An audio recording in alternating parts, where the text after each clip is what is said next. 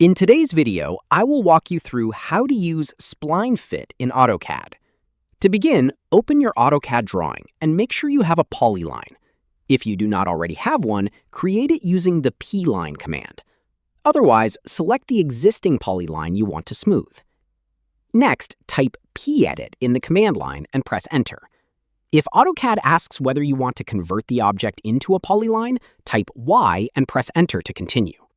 When the PED options appear, type F for Fit and press Enter. AutoCAD will convert the straight polyline into a smooth fitted curve that passes through all of the original vertices. Press Enter once more to finish the command. If you need to make changes to the fitted curve, select it and use the Properties palette or the grip points to adjust its shape. Continue editing until the curve matches the result you want. Spline Fit is a good option whenever you need smooth, flowing curves instead of straight line segments.